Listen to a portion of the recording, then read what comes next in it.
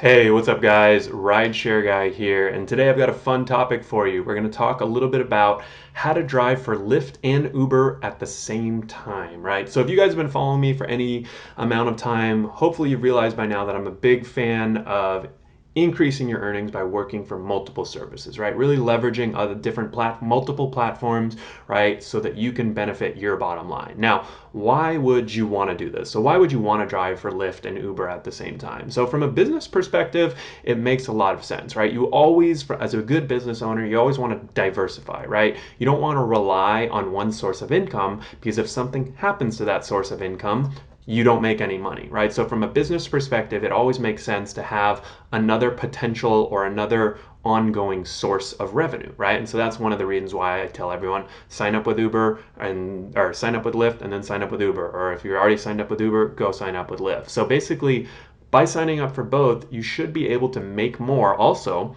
by increasing your request volume, right? Once you're actually out driving, if you've probably waited 5 minutes for a ride with Uber. Imagine if you also had the Lyft app open, that should increase your chances of getting a request faster, right? Because now even if Lyft isn't as busy, now you have two apps, right, waiting for a request instead of just one. Sort of simple, right?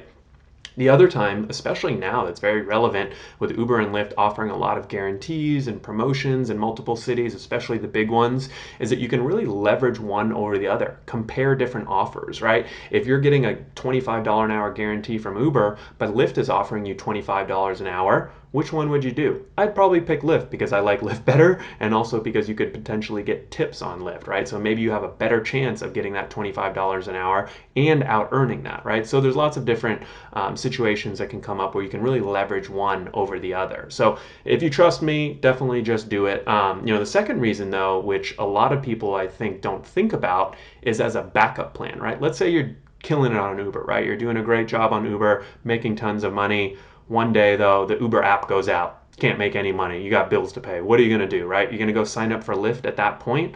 No, you're not going to be able to get approved in a day. By the time you get approved, the app will be back up and running. So I hear from a lot of Uber drivers who tell me, I don't need Lyft. And a lot of Lyft drivers say, I don't need Uber. But in reality, you can still leverage them as just a backup, right? Get signed up with these services, have them just in case anything goes wrong. Think of it as like a really cheap insurance policy, right? So when the Uber or Lyft app does go down, and trust me, they do go down, not frequently, but it does happen, and I'll get dozens of emails from drivers saying, I have no way to make money. And I'm like, dude, you should have watched this video that I'm recording right now. I guess I'll send them this, but it's a little too late after the fact. Other times, though, there's actually problems with your account, right? Documents don't get submitted, they expire, you can't get through to Uber support. So there's really lots of situations where having a backup definitely makes sense. I mean, ideally, you're busy with one service, Uber or Lyft, that's great. But if not, you really want to have a backup plan just in case. The third reason that I think is super important is the sign-up bonuses. You can take advantage, depending on the sign-up bonuses in your city. We'll leave a link where you can go and check everything out as far as the sign-up bonuses and amounts and terms and all that good stuff. But really what you want is to take advantage of these sign-up bonuses while they last, right? If Uber's offering a $500 bonus, you take advantage of that, do your rides, and now Lyft is offering a $500 bonus, might as well take advantage of that, get those rides done, because I guarantee those bonuses aren't going to be around forever, even though it seems like they're always kind of, upping and downing the bonus amount. So as for actually driving for both Uber and Lyft at the same time, it usually makes the most sense when it's a little bit slow out, right? If I'm busy and, it might not be worth the hassle of manning two apps at the same time because you can just leave one on and not have to worry about kind of logging off the other. But if it's slow out, you're waiting maybe 3 to 5 minutes in between each request, you can obviously increase your chances of getting a request by turning both apps on and then taking whichever one comes first, right? So if you have Uber and Lyft on, you're going to go and wait. Whichever Lyft comes on, you take that request, log off of Uber, go do the ride, log back onto both, right? Pretty simple. A few things that you want to be aware of though: trade dress, right? So The thing with trade dress, right, you have that little Uber logo, that little Lyft logo that they ask you to put on your car. If you're driving for both, you probably want to have both up, right? So what I usually do is I'll either put them back to back, right? So I put the logos back to back. If I'm on Uber, I just leave it on Uber. If I'm on Lyft, I flip it to Lyft, and I have it sort of in the middle, right? I have long arms, so I can like reach over and grab it pretty easily.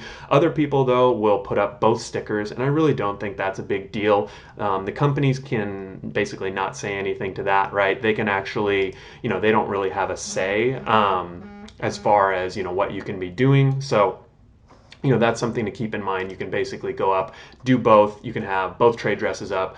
There are a couple situations, like at an airport, for example, where LAX doesn't allow you to have both trade dress. So definitely make sure that you read the rules. If you're sitting in an airport lot, take one down if you get an Uber or Lyft request first. So that's something to keep in mind. And then the other thing, how to handle requests at the same time. This is a question that I get a lot, because if you have Uber and Lyft app on, it's not super likely because it sort of has to happen simultaneously, but eventually you might get two requests at the exact same time. So for me, how I handle that situation when it comes up, which request is closer, right? Which has the closer ETA? Do I have to drive 15 minutes to go pick up this Lyft passenger? If so, I'll probably take the 5-minute ETA Uber passenger. But if they're the same distance, maybe I want to take that Lyft passenger because they potentially have the option to tip. In a lot of cities, Lyft has higher rates too, so you'll make more money off of that ride.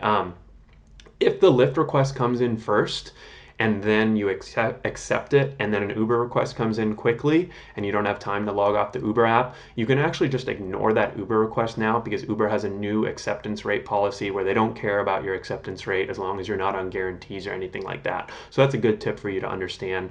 When it makes sense, typically I'll do both apps when it's slow out, right? If I'm on Uber, I'm only waiting 1 to 2 minutes in between requests. There's really not a whole lot of need to go and add the Lyft app because it just adds more confusion, not as simple. But if it's slow, that's the time to turn both apps on, and that's when you can really take advantage of it and potentially increase your earnings too, right? Because you obviously make more money driving than you do sitting around. So definitely check out our sign up bonus page. You guys can go and look and see which services you want to add.